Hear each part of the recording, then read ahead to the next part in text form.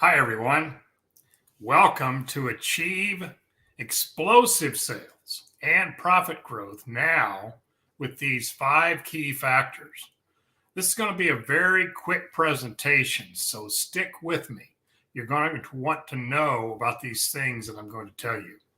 I'm Kevin McCamey with Action Coach, and an Action Coach, our mission is to create world abundance by helping business owners increase their business and grow their sales and profits, and thus bless the employees that work for them with abundance, and then also the community in which they own and operate their business.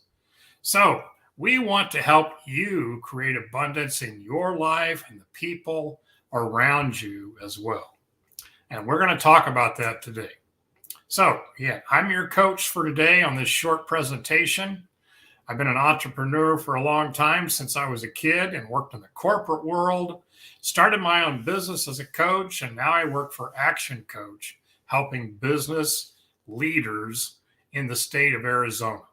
So let's see what we have for you today. The point of power. How many of you have ever thought this, or maybe even said it out loud? Boy, the economy, if it wasn't so bad, my business would be better. Or maybe you said, I don't have time to figure out my marketing plan. I'm doing the work. I'm too busy doing the work and taking care of customers to be marketing. Well, I'm glad you have a lot of customers, but maybe you'll want some more tomorrow too. So it's always a good idea to be marketing, right? Or maybe you thought to yourself, or even said to somebody else, I don't need to know my numbers. As long as I keep working with my customers and taking care of them, my business is going to be just fine. If you said any of those things to yourself before, you might be living below the point of power. Now, what is the point of power? Well, as you can see on the diagram, the point of power, when you live below that, it literally drains you. You suddenly have more lack than you do abundance. You're blaming somebody else possibly for what's going wrong. It's not my fault. I can't do anything about it. When you accept the point of power that you own the business and that you want the business to grow, then you take responsibility. And instead of blaming the economy, you ask yourself, okay, what can I do if the economy is bad? How can I go around this obstacle that's in my path? You take accountability, and you know what your numbers are. You know what your financials say, and you know what your business needs in order to grow. And finally, you take ownership when you're living above the point of power. And what that actually does for you is it gives you so much more energy. Instead of draining you because you can't do something, living above the point of power actually raises you up and lifts you to tackle the next challenge. So let's look at the entrepreneurial ladder, which many of us are on at different stages. So many of us went to school. We learned how to do things in school. We learned skills, writing, arithmetic, math, all those things, science. And we might have even gone to college, right? But we weren't making any money most of the time when we did that, or it was a small part-time job and we didn't make a lot of money. So we might have been a student and an employee at the same time. So employees put in their time and they get paid for their time by the hour or possibly by a salary. And when those employees get their pay, the business makes money also. So that's why employees don't get the total pay of what was earned, because the business has to make some money also on what they're selling, the goods or the services. Then many people, when they have a job, they might learn a trade, like they learn plumbing, or they learn to be a doctor by going to school and practicing medicine, or they learn another trade, perhaps like painting houses. And they learn how to do that. And then they decide, well, I don't want a boss anymore. I want to take charge of my own life. And so they decide, I'm going to open my own business, or I'm going to start a practice as a professional. And so they're then self-employed. And that's a great place to be, right? Because you're in charge of your own destiny, except for the fact that you're in charge of your own destiny in matters that sometimes you don't know a whole lot about. Just because you have an EIN number from the IRS doesn't mean you know everything about running a business.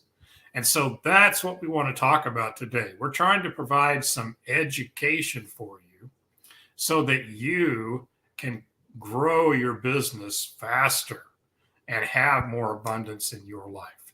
And as you keep climbing the entrepreneurial ladder, if you decide, okay, I'm going to hire some staff, or I'm going to hire a team to help me, and you start to have a mission of where you're going, and you set that vision for the future, and your team is going with you, they're following you, they're helping you, then you start earning money from the work that they're doing, right?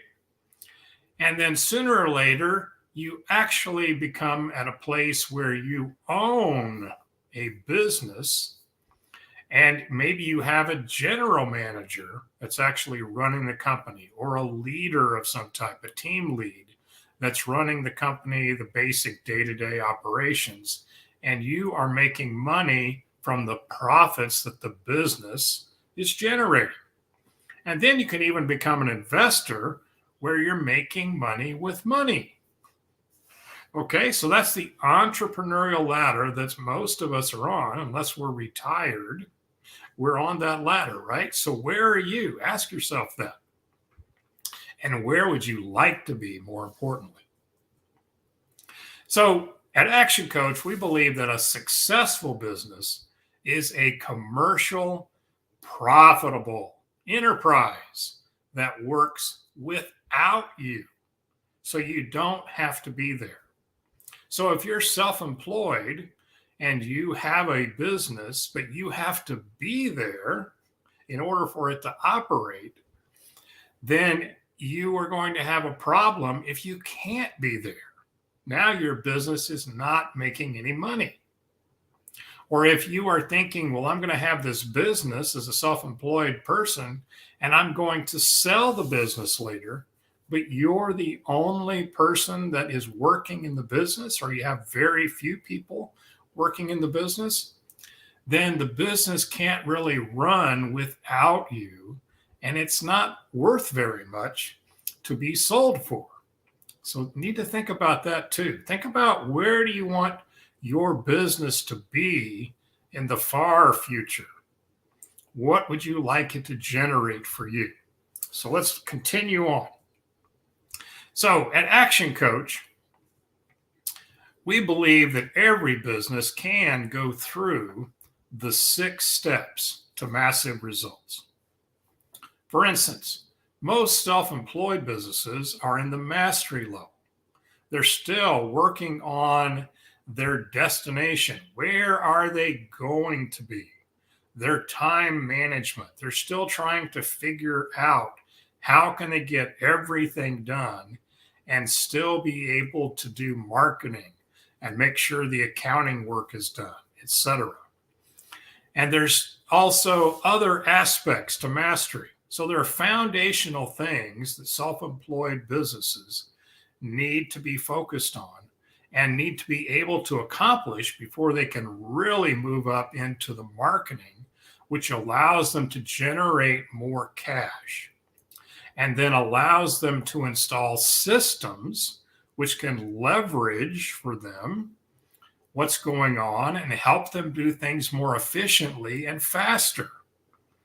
Then they can hire more team members and teach those team members the process and the systems that they've installed, and possibly get a general manager who is then using synergy and the team and leverage and the systems all together to help generate income for the owner, the business owner, who doesn't have to be at the office in order to earn money, or be at the place of work, wherever your work may be. Maybe you work out of a truck, or you work out of an office, or you work out of a building somewhere, or a store, right? But when you have a general manager and a team and systems that are proven to work in place, now you have got a business that you can possibly sell one day and have more freedom. So maybe you don't want to sell your business. Maybe you want to try to franchise your business or expand to other locations. Or you want to create a legacy business that you can give to your family. Whatever your desire is for your business, it can be done by simply climbing the stair steps to massive results. So let's keep going. So one of the things we mentioned about mastery is you need to know what your destination is. What is the vision for your company? And how are we going to get there? What's the roadmap we're going to get there? So we have to look at, who are we? What business are we in? Who is our main customers? And what makes us different? For instance, how many of you actually know what your unique selling proposition is? How are you different from your competitors? Why should your customer come to you instead of them? Your unique selling proposition is the key to keep you from having to sell just based on price alone. When you're selling a commodity for price alone, there's not a whole lot. There's all kinds of competition. And so you've got to have a unique selling proposition in order for you to stand out above the crowd of competitors. What is actually different about you and your business that would attract your perfect client or customer? Then you also want to set goals. You've got to have direction and focus. You've got to show movement and momentum for the person you're going to become and for the business, the enterprise that it's going to become. If you don't have these things in place, then how can you hire a team? If it's all just in your head, then you probably are not telling your team members or your staff, this is where we're going. This is what we want to do. And if they don't know that, they can't carry out the plan. So looking at those things of what is your vision and your mission and your goals in the near future and the far future, when your team understands what that is, then they can help you do that, and they can sign up for that and really enroll as part of the process. All right, so let's get to the 5 ways to increase your business profits. So if you look at the slide here, you'll see some red numbers, red letters on there rather. And you're probably thinking, well, that's the most important things we need to keep track of. And it's probably what you're keeping track of now. Your customers. How many customers do you have? How much revenue do you have or sales do you have each week, each month, each year? And finally, what is your profit dollars, right? That's what you take to the bank and you put in the account, and you can withdraw money from that for your income and to pay your employees and to pay for cost of goods, etc., right? But in reality, the red letters are not the key things we should be focused on. It's the other 5 things. The number of leads. How many leads are we getting each month? How many of those leads are we converting into customers? What's the percentage? And with those customers, how many of those customers are buying multiple transactions? Are they really customers, or are they one time buy one thing and we never see them again? A customer would be considered as somebody who buys at least twice and is coming back for repeat business. So what's the number of transactions that each customer buys? What's the average dollar sale? Okay. Now, this is going to be a wide variety of numbers for different types of businesses with different types of goods and services that they sell. But the customers times the number of transactions times the average dollar sale equals your sales dollars. And then the sales dollars times the profit margins equals your profit dollars. So let's look at an example. And again, the numbers don't matter. Whatever numbers we fill into the equation of what I'm going to show you, it comes out the same as far as when we look at the percentages. So as we look at numbers, let's just assume that the business we're talking about has 4,000 leads. Your business may have way more than that, or it may have way less. Again, the numbers don't matter as far as the percentages. Their conversion rate for those 4,000 leads is 25%. So out of every four leads, they only really get one customer to buy. And that's pretty good, average 25%. And that equals 1,000 new customers over the period of time. Now, if we take that 1,000 times just 2 transactions, so let's say they bought twice in the time period, and the average dollar sale was $100. That would be a revenue of $200,000. Okay? So $200,000 times just a 25% profit margin would be $50,000. Okay? How do these numbers compare for you? Again, you probably know that you have numbers like this. And if you don't know what your numbers are, this is the cue that you need to figure out what those numbers are. What's your number of leads per month, per year? What's your conversion rate? How many of those people are you actually converting? What's the number of transactions, average dollar sale, and the profit margin? Because that's the 5 things we want to focus on. Now, let's just say, for an example, that we increase each one of these blue numbers by 10%. With a little bit of change to how we're doing things, we're just going to increase it by a little bit, just 10%. So if we had 4,000 leads and we change our marketing to really attract the ideal customer for our business, let's say we get 4,400 leads.